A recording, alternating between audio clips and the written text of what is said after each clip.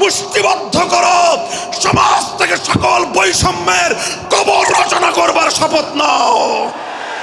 হে হতাশাগ্রস্ত জাতি, আসো আল কোরআনের কাছে, আমরা তোমাদেরকে মুক্তির বার্তা শোনাই, আমরা তোমাদেরকে সান্ত্বনার বাণী শোনাবো। আসো হাতে হাত রাখি, সমস্ত বৈষম্য, জুলুম, স্বৈরতন্ত্রের কবর রচনা করে আল্লাহর কোরআনের সমাজ গড়বার জন্য হাতে হাত রাখি। যদি ইনসাফ কায়েম না করা যায়, ইসলাম অনুসরণ করা যায় না, যদি বেইনসাফের বিরুদ্ধে লড়াই না করতে পারো, মিথ্যে মুসলমানিত্বের দাবি ত্যাগ করো। তুমি যদি ইনসাফের জন্য যুদ্ধ করতে না পারো, তুমি যদি বৈষম্যের বিরুদ্ধে লড়াই করার হিম্মত না রাখো, মুসলমানের মিথ্যা দাবি করা ভণ্ডামি ছাড়া কিছুই নয়। আর সর্বোপরি যদি একটি বৈষম্যহীন সমাজ গড়বার জন্য শাহাদাতের রক্ত দিতে হয়, আবু সাঈদদের মতো বৈষম্যের বিরুদ্ধে বুক পেতে দিয়ে জীবন দেওয়ার জন্য শপথ নিতে হবে। কোরআনে পাকের এক একটা আয়াত, কোরআনের এক একটা বিধান আল্লাহর জমিনে বাস্তবায়ন করার জন্য আমাদের জীবন যৌবনের বাজি লাগায় দিতে হবে, বাজি লাগায় দিতে হবে ইনশাআল্লাহ। ইনসাফ কায়েম করতে গিয়ে ছুরি যদি নিজের সন্তানের হাতের উপর দিয়ে যায়, সে হাত স্তব্ধ হয়ে যাবে না, সে হাত থমকে দাঁড়াতে পারবে না। যেখান দিয়ে ইনসাফ যাবে সেখান দিয়ে ইনসাফকে চালিয়ে দিতে হবে। এই সমাজ, এই জমিন এখন বিপ্লবী চায়। সে বিপ্লব আব্রাহাম লিঙ্কনের আদর্শের বিপ্লব নয়, সে বিপ্লব কার্ল মার্কস, মাও সেতুং আর লেনিনদের বিপ্লব নয়। বাংলার মাটি আরেকটা বিপ্লব দেখতে চায়, সে বিপ্লব হবে আল কোরআনের বিপ্লব, সে বিপ্লব হবে ইসলামী সমাজ গঠনের বিপ্লব। সেই বিপ্লবের জন্য 2000 যুবক নয়, যদি 2 লক্ষ যুবকের তাজা বুকের শাহাদাতের রক্তের প্রয়োজন হয়, সে রক্ত দেওয়ার জন্য শহীদ ঈদগাহে কারা কারা জমায়েত হবে, কারা কারা জমায়েত হবে। হ্যাঁ, এটা শুধু কথার কথা না, শপথ। এটা কথার কথা না, শপথ। এটা অঙ্গীকার। কার সাথে? কার সাথে? যেই অপরাধ করে মন্ত্রীর দুলাভাই ছাড়া পেয়েছে, যেই অপরাধ করার পরে এমপির শালার শাস্তি হয় নাই, যেই অপরাধ করার পরে শিল্পপতির বিচার হয় নাই, যেই অপরাধ করার কারণে রাজনৈতিক নেতার কোনো বিচার হয় নাই, একই অপরাধ দুর্বল, গরিব, অসহায় মানুষ করার পরে তার উপর আইনের শাসন 100 ভাগের জায়গায় 200 ভাগ বাস্তবায়ন করা হয়। আল্লাহ নবী বলেছেন, পৃথিবীতে ইসলাম এসেছে শুধুমাত্র ইবাদত, নামাজ, রোজার, হজ, যাকাতের বিধান বাস্তবায়নের জন্য নয়। ইসলাম দুনিয়াতে আগমন করেছে, তার আগমনের অন্যতম উদ্দেশ্য হলো সমস্ত বৈষম্য দূর করে, জুলুম আর বেইনসাফি দূর করে বিশ্ব সভ্যতায় ন্যায় এবং ইনসাফ কায়েম করা।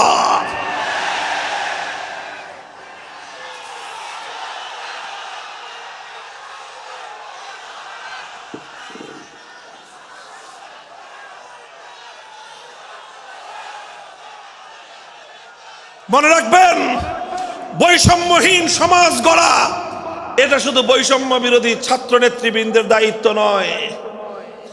বৈষম্যহীন সমাজ গড়া এটা শুধুমাত্র বৈষম্য বিরোধী ছাত্র নেতৃবৃন্দের দায়িত্ব নয়। বৈষম্যহীন সমাজ গড়া সর্বপ্রথম আল কোরআনের সৈনিকদের দায়িত্ব।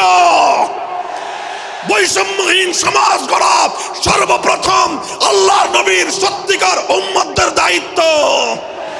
ওঠো, দাঁড়াও, হাত মুষ্টিবদ্ধ করো, সমাজ থেকে সকল বৈষম্যের কবর রচনা করবার শপথ নাও। মুহতারাম হাজিরিন, কথাটা খুব জায়গা লক্ষণীয়, শোনার বিষয়। যারা একটা বৈষম্যহীন সমাজ দেখতে চাও, যারা জুলুম এবং অত্যাচারে অতিষ্ঠ হয়ে গিয়েছ, যাদের জীবনকে এই ধরনের অন্যায়, অবিচার, জুলুম, শোষণ, স্বৈরতন্ত্র যাদের অন্তর হৃদয়কে জ্বালিয়ে পুড়িয়ে ছারখার করে দিয়েছে, হে হতাশাগ্রস্ত জাতি, আসো আল কোরআনের কাছে, আমরা তোমাদেরকে মুক্তির বার্তা শোনাই, আমরা তোমাদেরকে সান্ত্বনার বাণী শোনাবো। আসো হাতে হাত রাখি, সমস্ত বৈষম্য, জুলুম, স্বৈরতন্ত্রের কবর রচনা করে আল্লাহর কোরআনের সমাজ গড়বার জন্য হাতে হাত রাখি। দেখেন, আল্লাহ পাক রব্বুল আলামিন যুগে যুগে যত নবী রাসূল প্রেরণ করেছেন, যুগে যুগে যত আসমানি কিতাব আল্লাহর পক্ষ থেকে অবতীর্ণ হয়েছে, কেন হয়েছে? শুধুমাত্র মুসল্লিদের সমাজ গড়বার জন্য নয়, শুধুমাত্র রোজাদার সমাজ গড়ার জন্য নয়, অবশ্যই কোরআন এবং কিতাব নাজিল হয়েছে নামাজের জন্য, অবশ্যই কোরআন এবং কিতাব নাজিল হয়েছে রোজা, হজ, যাকাত সহ আল্লাহ পাকের যাবতীয় বিধান সমাজে বাস্তবায়ন করার জন্য। তবে একমাত্র এটাই উদ্দেশ্য নয়, বরং সমস্ত কিতাব, সমস্ত নবী রাসূল দুনিয়াতে আগমন করার অন্যতম একটা মৌলিক লক্ষ্য। কোরআনে পাকের সূরাতুল হাদীদ থেকে তেলাওয়াত করেন, অর্থ বুঝেন, মর্ম বুঝার চেষ্টা করেন। লাকাদ আরসালনা রুসুলানা বিল বায়িনাতি ওয়াল হুদা ওয়া আনজালনা মাআহুমুল কিতাবা ওয়াল মিজান লিয়াকুমান নাসু বিল কিসত। আল্লাহ কোরআন বলছে যে আমি নবী রাসূল পাঠিয়েছি, আসমান থেকে যুগে যুগে কিতাব নাজিল করেছি। এই সব কিছুর অন্যতম একটা উদ্দেশ্য হলো লিয়াকুমান নাসু বিল কিসতি। কোরআন নাজিলের উদ্দেশ্য, নবী প্রেরণের উদ্দেশ্য, শরীয়ত প্রেরণের উদ্দেশ্য, ধর্ম প্রেরণের উদ্দেশ্য হলো, অন্যতম উদ্দেশ্য হলো লিয়াকুমান নাসু বিল কিসতি। মানব সমাজ থেকে অন্যায়, অবিচার, জুলুম, শোষণ দূরীভূত করে ন্যায় এবং ইনসাফ কায়েম করা, এটাই হলো ইসলামের অন্যতম মৌলিক লক্ষ্য। যদি ইনসাফ কায়েম না করা যায়, ইসলাম অনুসরণ করা যায় না। যদি বেইনসাফের বিরুদ্ধে লড়াই না করতে পারো, মিথ্যে মুসলমানিত্বের দাবি ত্যাগ করো। তুমি যদি ইনসাফের জন্য যুদ্ধ করতে না পারো, তুমি যদি বৈষম্যের বিরুদ্ধে লড়াই করার হিম্মত না রাখো, মুসলমানের মিথ্যা দাবি করা ভণ্ডামি ছাড়া কিছুই নয়।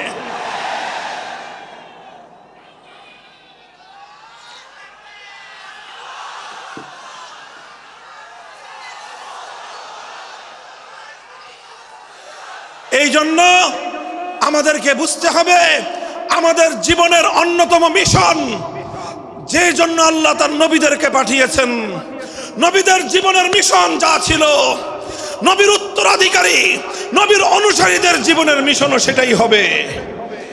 বলেন কথা ঠিক না বেঠিক? যে পথে গিয়েছে নবীদের জীবন, সে পথে যাবে আমাদের জীবন। যেটা ছিল নবীদের ভীষণ, সেটাই হবে আমাদের ভীষণ। যদি এটাই হয় সত্য কথা, এটাই যদি হয় শপথ, তবে বৈষম্যহীন সমাজ গড়বার জন্য যা করতে হয় তাই করা আমার আর তোমার জিম্মাদারি। যদি সেজন্য আমাদেরকে ঘাম ঝরাতে হয়, ঘাম ঝরানো আমাদের দায়িত্ব। আর যদি সেজন্য চোখের অশ্রু দিতে হয়, চোখের অশ্রু দেওয়া আমাদের দায়িত্ব। যদি সম্পদের কোরবানি করতে হয়, মাল সম্পদের কোরবানি করা, সেটাই আমাদের জীবনের দায়িত্ব এবং উদ্দেশ্য।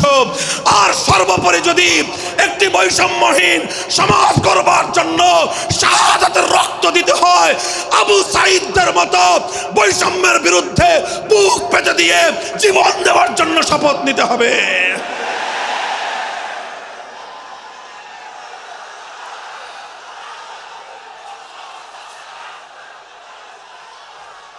এই প্রস্তুত থাকবেন তো ইনশাআল্লাহ? আল্লাহর নবী বললেন এই বৈষম্য চলবে না, এই বৈষম্য জাহিলিয়াত, এই বৈষম্য মূর্খতা। সমাজের মধ্যে নিজের দলের লোক অন্যায় করলে পাগার পার, বিরোধী দলের লোক অন্যায় করলে আইনের শাসনে 100 ভাগের জায়গায় 200 ভাগ। নিজেরা অপরাধ করলে সেই অপরাধীকে ছাড়িয়ে নেওয়ার জন্য সমস্ত আয়োজন। বিপক্ষ মতের লোকজন অপরাধ না করা সত্ত্বেও তাদেরকে কেচোর মতো মাটির গর্ত থেকে ধরে এনে তাদেরকে বিচারের মুখোমুখি দাঁড় করানো, অন্যায়ভাবে তাদের জীবন থেকে তাদের যৌবনের সময়গুলো কেড়ে নেওয়া, বছরের পর বছর অন্ধকার কারা প্রকোষ্ঠে তাদেরকে বন্দি করে রাখা। এই জুলুম এবং অন্যায়ের অবসান যদি না ঘটাতে পারো, পুরুষ এবং যুবক মানুষ হিসেবে আল্লাহর কাছে জবাবদিহিতার সুযোগ থাকবে না।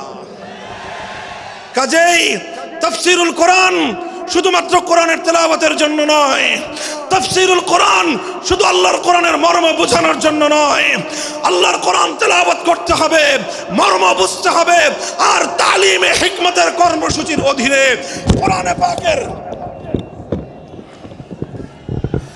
কোরআনে পাকের এক একটা আয়াত, কোরআনের এক একটা বিধান আল্লাহর জমিনে বাস্তবায়ন করার জন্য আমাদের জীবন যৌবনের বাজি লাগায় দিতে হবে ইনশাআল্লাহ।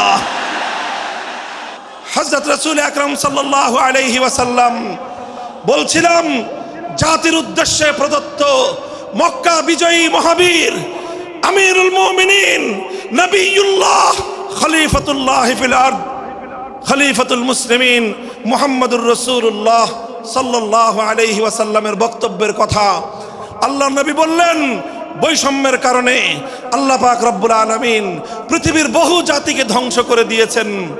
সুতরাং শুনে রেখো, আমার দ্বারা বৈষম্য হবে না। শুধু আমার বংশের লোক দেখে, আমার গোত্রের লোক দেখে, আমার রক্তের আত্মীয়তার সূত্রের কারণে আমি অপরাধ প্রমাণিত হওয়ার পরেও তার উপর কোরআনের বিধান বাস্তবায়ন করব না, এটা আমার দ্বারা সম্ভব নয়।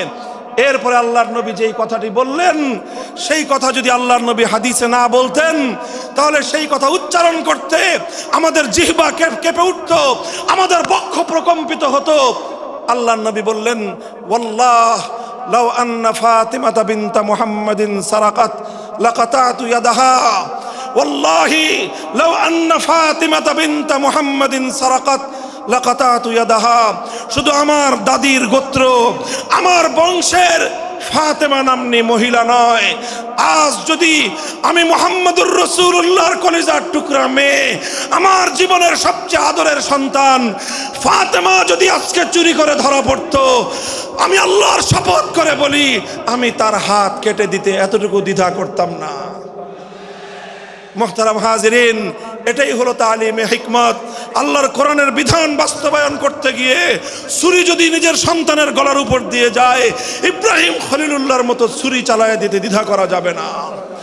যদি ইনসাফ কায়েম করতে গিয়ে ছুরি যদি নিজের সন্তানের হাতের উপর দিয়ে যায়, সে হাত স্তব্ধ হয়ে যাবে না, সে হাত থমকে দাঁড়াতে পারবে না। যেখান দিয়ে ইনসাফ যাবে সেখান দিয়ে ইনসাফকে চালিয়ে দিতে হবে। রাসূল আকরাম সাল্লাল্লাহু আলাইহি ওয়াসাল্লাম ঘোষণা করলেন, আল্লাহর আয়াত নাজিল হলো, ইয়া আইয়ুহাল্লাযীনা আমানুত্তাকুল্লাহ ওয়া যারু মা বাকিয়া মিনার রিবা ইন কুনতুম মুমিনিন। হে মুমিনগণ, সুদকে তোমরা পরিহার করো যদি ঈমানদার হয়ে থাকো। যদি ঈমানদার হয়ে থাকো, কি করো তোমরা? সুদকে পরিহার করো। কি করো? ইত্তাকুল্লাহ, তোমরা আল্লাহকে ভয় করো। ওয়াজারু মা বাকিয়া মিনার রিবা, সুদের যা অবশিষ্ট আছে এই সব কিছু তোমরা পরিহার করো। আর যদি না করো, সুদ যদি তোমরা পরিহার না করো, ফাজানু বিহারবিম মিনাল্লাহি ওয়া রাসূলিহি, আল্লাহ এবং তার রাসূলের পক্ষ থেকে যুদ্ধের ঘোষণা শুনে নাও। হে জাতি, হে মুসলিম সম্প্রদায়, আমরা তোমাদের কাছে পয়গাম পৌঁছে দিতে চাই, আল্লাহর উপর বিশ্বাসী জাতি, আল্লাহর নবীর উপর আস্থাশীল জাতি কোনোদিন সুদি কারবার করতে পারে না। সুদ ভিত্তিক অর্থ ব্যবস্থা দিয়ে তাদের সমাজ চলতে পারে না।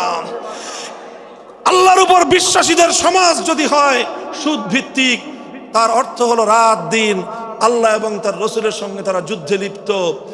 যেই মুসলিম জাতি আল্লাহর সাহায্য নিয়ে বিশ্বব্যাপী বিজয়ী হওয়ার স্বপ্ন দেখে, সে মুসলিম জাতি যদি স্বয়ং আল্লাহর সঙ্গে যুদ্ধে লিপ্ত থাকে, তাদের জীবনেও কল্যাণ এবং বিজয় আসার সম্ভাবনা নাই।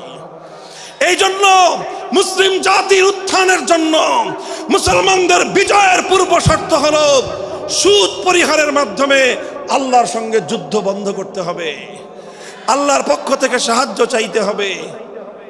কোরআনের আয়াত, সূরা বাকারার আয়াত, এই আয়াত নাজিল হওয়ার পরে আল্লাহর নবী শুধু তেলাওয়াত করে দায়িত্ব ক্ষান্ত করেন নাই, শুধু সুদের মর্ম বুঝিয়ে নিজের দায়িত্ব ক্ষান্ত করেন নাই। তৃতীয় দায়িত্ব তালিমে হিকমত, সুদকে সমাজ থেকে সমূলে উৎখাত করার উদ্যোগ নিয়েছেন। বলেন সুবহানাল্লাহ। শুধু আলোচনা করে, বক্তৃতা দিয়ে নবীর দায়িত্ব শেষ হয় নাই, শুধুমাত্র তাফসীর করে দিয়ে নবীর দায়িত্ব ক্ষান্ত হয় নাই, বরং এক একটা বিধান, আল্লাহর এক একটা আয়াত কিভাবে সমাজে বাস্তবায়ন করা লাগে, করা যায়, নবীজি প্র্যাকটিক্যাল ভাবে তার উদ্যোগ গ্রহণ করেছেন। কিভাবে উদ্যোগ নিয়েছেন? সুদের বিরুদ্ধে কি উদ্যোগ নিয়েছিলেন? কিতাব উল্টান, হাদিসের কিতাব, বুখারী শরীফের হাদিস, নবীজি ঘোষণা দিলেন, আলা ইন্না রিবাল জাহিলিয়াতি মাওদুউন তাহতা কদামাইয়া। জাহিলিয়াতের যুগে যত সুদের কারবার চলতো, ইসলাম এবং আল কোরআনের সমাজ গড়বার পর সেই জাহিলি যুগের রীতি, সুদ ভিত্তিক অর্থ ব্যবস্থা মুসলিম সমাজে আর থাকতে পারে না। নবীজি বললেন, সুদের কবর রচনা করলাম আমি আমার পায়ের নিচে। আল্লাহ নবী আক্ষরিক অর্থে কথা বললেন, আমি আমার পায়ের নিচে সুদের কবর রচনা করলাম। এরপরে আল্লাহ নবী ঘোষণা দিলেন, অনেকে আছো তোমরা যারা আগে কুফরির জমানায় জাহিলিয়াতের যুগে সুদের উপর লগ্নি করেছো, সুদের উপর মানুষকে ঋণ দিয়েছো, সুদী মহাজন যারা সুদের ভিত্তিতে মানুষকে টাকা দিয়েছো, এইরকম কাজ কারবার যারা করত, সেই যুগে তাদের মধ্যে একজন ছিলেন স্বয়ং আল্লাহর নবীর চাচা হযরত আব্বাস বিন আব্দুল মুত্তালিব রাদিয়াল্লাহু আনহু। মক্কার ঘরে ঘরে আব্বাস রাদিয়াল্লাহু আনহু মানুষের কাছে ঋণ টাকা দিতেন, টাকা পাওনা ছিল এবং সকল টাকা লগ্নি করা ছিল, বিনিয়োগ করা ছিল সুদের ভিত্তিতে। আল্লাহর নবী ঘোষণা করলেন, জাহেলি যুগের সমস্ত সুদ আমি আল্লাহর নবী মওকুফ ঘোষণা করলাম। সর্বপ্রথম যেই সুদ আমি মাফ ঘোষণা করলাম সেটা হলো আমার চাচা আব্বাসের সুদ। কাউকে আমার চাচার কাছ থেকে যারা ঋণ নিয়েছিল, কেউ আর আমার চাচার সুদ দিতে হবে না, শুধুমাত্র মূল পুঁজিটা ফেরত দিবে। সুদ আজ থেকে কবর রচনা করা হলো। হে মুসলমান, যেই সুদের কবর রচনা করে সেই কবরের উপর ইসলামের বিজয়ের বুনিয়াদ কায়েম হয়েছিল, ইসলামের বিজয়ের কেতন উড়েছিল। অন্যায় বৈষম্যের কবর রচনা করে, সুদ ভিত্তিক অর্থ ব্যবস্থার কবর রচনা করে আজ মুসলমানেরা আবার সেই কবর খুঁড়ে সেখান থেকে জুলুম, অত্যাচার, সুদ ভিত্তিক অর্থ ব্যবস্থাকে কবরের পচা মাল, কবরের মরা পচা করা লাশ মুসলিম সমাজের মধ্যে আবার পুনর্বাসিত করেছে। এজন্যই আজ মুসলমানদের এই অধপতন। যদি মুক্তি চাও, যদি মুক্তি চাও, শুধুমাত্র ইবাদত দিয়ে মুক্তি আসবে না। ইবাদত যেমন করতে হবে, যেরকম নামাজ, রোজা, হজ, যাকাত, তাসবিহ, তাহলিল আদায় করতে হবে, ঠিক একই ভাবে সমাজ সংস্কার করার জন্য সমাজ থেকে জুলুম দূর করতে হবে, বৈষম্য দূর করতে হবে, বেইনসাফি দূর করতে হবে, সুদ ভিত্তিক অর্থ ব্যবস্থার বিরুদ্ধে জাতীয়ভাবে ঐক্য গড়ে তুলে সুদের বিরুদ্ধে যুদ্ধ ঘোষণা করতে হবে। রাজি আছেন তো ইনশাআল্লাহ? আল্লাহ পাক তৌফিক দান করেন। হাত নামান। 3 দফা কর্মসূচি গেল, তালিমে হিকমত সর্বশেষ আলোচনা ও সমাপ্তির দিকে। নবীজির 4 নম্বর কর্মসূচি হলো ওয়া ইউআল্লিমুহুমুল কিতাবা ওয়াল হিকমাতা ওয়া ইউযাক্কিহিম। ইউযাক্কিহিম অর্থ হলো তাজকিয়া। তাজকিয়ার অনেক অর্থ। তাজকিয়া বলে শুধুমাত্র পীর মুরিদি বোঝানো হয়, তাজকিয়া বলে শুধুমাত্র তাসাউফ চর্চা বোঝানো হয়, তাজকিয়া বলে শুধুমাত্র কিছু ওজিফা আদায় করা বোঝানো হয়। তাজকিয়ার আসল সারমর্ম হলো, একটু লক্ষ্য করে বুঝেন, খুব গভীর এবং তাৎপর্যময় একটা কথা। তাজকিয়ার মূল অর্থ হলো, দেখেন কর্মসূচি ছিল কয়টা? 4টা। 1 নম্বর কর্মসূচি ছিল তেলাওয়াতে কিতাবুল্লাহ, আল্লাহর কিতাবের তেলাওয়াত। 2 নম্বর কর্মসূচি ছিল তালিমে কিতাব, কিতাবুল্লাহ, আল্লাহর কিতাবের মর্ম বোঝানো। 3 নম্বর কর্মসূচি ছিল তালিমে হিকমত, অর্থাৎ আল্লাহর কিতাবের প্রত্যেকটা বিধান, প্রত্যেকটা বিষয়কে প্র্যাকটিক্যাল আমলে পরিণত করা, কার্যে পরিণত করা। কথা ঠিক না বেঠিক? 3 নম্বর কর্মসূচি হলো শুধু আমলে পরিণত করাই দায়িত্ব শেষ নয়, বরং আমলে পরিণত করার পরেও আরো অগ্রসর হতে হবে। 4 নম্বর কর্মসূচি হলো আল্লাহর কোরআনকে নিজের আখলাক এবং নিজের চরিত্রে পরিণত করা। কোরআনকে চরিত্রে পরিণত করা, কোরআনের চরিত্র অর্জন করা। কোরআন যে আখলাকের কথা বলেছে, কোরআন যেই চরিত্রের কথা বলেছে, সেই কোরআনই চরিত্র যখন একজন মানুষ গঠন করতে পারে, এটাকেই বলা হয় তাজকিয়া, এটার নামই হলো তাসাউফ। মুহতারাম হাজিরিন, আল্লাহর নবী নিজের জীবনে 100% আল্লাহর কোরআনকে নিজের চরিত্রে পরিণত করতে পেরেছিলেন। এই জন্য যদি কেউ জিজ্ঞাসা করে আল্লাহর নবীর সিরাত কি, নবীর জীবনীটা কি বলেন তো, সবচেয়ে সংক্ষিপ্ত অথচ সবচেয়ে পূর্ণাঙ্গ জবাব হলো, কি বললাম, সবচেয়ে সংক্ষিপ্ত অথচ সবচেয়ে পূর্ণাঙ্গ। নবীর জীবন সম্পর্কে সবচেয়ে সংক্ষিপ্ত এবং সবচেয়ে পূর্ণাঙ্গ বর্ণনা হলো কানা খুলুকুহু আল কোরআন, আমার নবীর চরিত্র ছিল কোরআন। কোরআন যা বলেছে নবীর চরিত্রে সেটা বাস্তবায়িত হয়েছে, নবীর আখলাকে সেটা বাস্তবায়িত হয়েছে। নবীজির কথাবার্তা, নবীজির উঠা বসা, নবীজির আচার ব্যবহার, নবীজির প্রত্যেকটা অ্যাক্টিভিটি, এমনকি চিন্তা চেতনা সব যখন আল্লাহর কোরআন অনুযায়ী তৈরি হয়, তখন সেটাকেই বলা হয় তাজকিয়া। আর এটাই হলো কোরআনকে কেন্দ্র করে চতুর্থ কর্মসূচি। মুহতারাম হাজিরিন, আমি আমার আলোচনা এবার সমাপ্তির দিকে টেনে নিয়ে যাই। আসুন আমরা আল্লাহর কোরআনকে সেন্টারে রেখে একটা সমাজ বিনির্মাণের চেষ্টা করি। সেই সমাজ বিনির্মাণের জন্য প্রথম কাজ, ঘরে ঘরে কানে কানে কোরআনের তেলাওয়াতের আওয়াজ পৌঁছে দেই। 2 নম্বর, প্রতিটি মুসলমানের কাছে কোরআনের মর্ম বোঝানোর চেষ্টা পৌঁছে দেই। 3 নম্বর হলো কোরআনের প্রত্যেকটা বিধান সমাজে, ব্যক্তিগত জীবনে, পরিবার জীবনে, সমাজে, রাষ্ট্র জীবনে বাস্তবায়ন করার উদ্যোগ নেই। চতুর্থ কর্মসূচি হলো আল্লাহর কোরআনকে নিজের আখলাক, নিজের চরিত্রে রূপান্তরিত করার জন্য সর্বাত্মক চেষ্টা চালাই।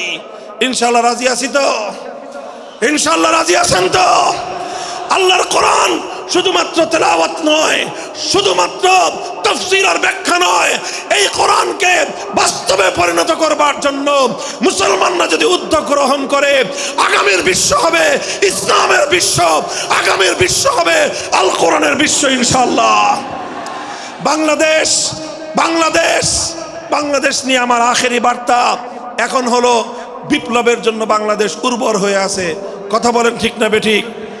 বৃষ্টির পানি পড়লে যেভাবে যেভাবে শীতকালের পরে বৃষ্টির পানি পড়ার সঙ্গে সঙ্গে ফসলের মাঠ যেমন চাষাবাদের জন্য উর্বর হয়ে যায়, আবু সাইদ, মুগ্ধ, সিফাত হাসান, এভাবে আমাদের অসংখ্য অগণিত বীর শহীদদের রক্ত ভেজায় বাংলার মাটি এখন ইসলামী বিপ্লবের জন্য উর্বর হয়ে আছে, আল কোরআনের বিপ্লবের জন্য উর্বর হয়ে আছে।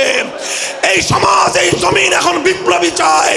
সে বিপ্লব আব্রাহাম লিঙ্কনের আদর্শের বিপ্লব নয়, সে বিপ্লব কার্ল মার্কস, মাও সেতুং আর লেনিনদের বিপ্লব নয়।